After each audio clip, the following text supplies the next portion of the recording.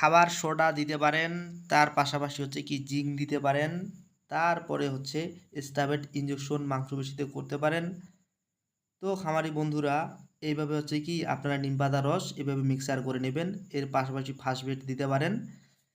তো এইটা হচ্ছে প্রথমে আমরা হচ্ছে কি জিঙ্ক দেব। জিঙ্ক হচ্ছে কি 50 ml দেবেন। এটা হচ্ছে কি দিনে 2বার করে খাওয়াবেন, সকালবেলা এবং সন্ধ্যাবেলা। তো খামারি বন্ধুরা এরপরে আমরা নেব খাবার সোডা। এরপরে আমরা নেব খাবার সোডা, মানে বড় গরুর জন্য হচ্ছে আপনারা নেবেন 50 গ্রাম আর ছোট গরুর জন্য নেবেন 20 গ্রাম। তো খামারি বন্ধুরা এইভাবে হচ্ছে কি নিম পাতা রসের সাথে মিক্সার করবেন। তো মিক্সার করার পরে আপনারা আপনাদের গবাদি পশুকে সুন্দর করে খাওয়াবেন।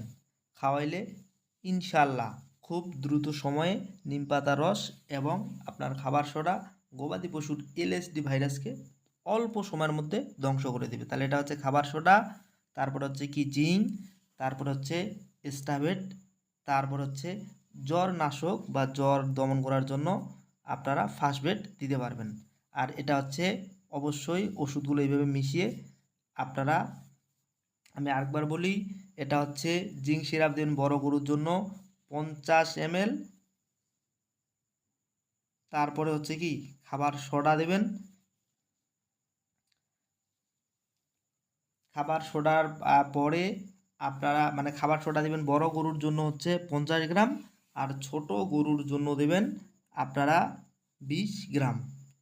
আর এই খাবার সোডা এইভাবে দেওয়ার পরে হচ্ছে কি একটু ওষুধ আপনার নিম পাতার রসের সাথে একটু মিশিয়ে নেবেন, যাতে হচ্ছে কি মানে পুরোটাই মিশে যায়।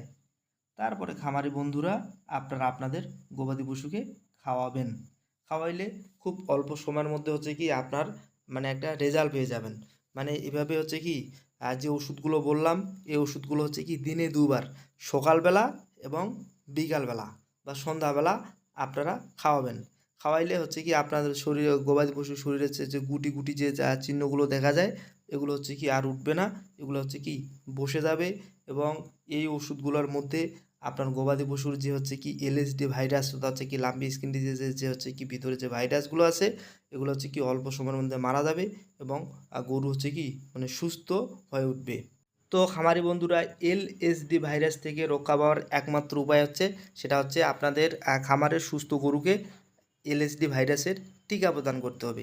এলএসডি ভাইরাসের যদি আপনি টিকা প্রদান করেন তো এলএসডি ভাইরাস এ রোগ আর হবে না। তো এই রোগ থেকে রক্ষা পাওয়ার একমাত্র উপায় হচ্ছে গবাদি পশুর খামারকে হচ্ছে কি পরিষ্কার পরিচ্ছন্ন রাখতে হবে এবং গবাদি পশুকে টিকা দিতে হবে। যদি আপনি টিকা দিতে পারেন ইনশাল্লাহ আপনি আপনার গরুকে বাঁচাতে পারেন।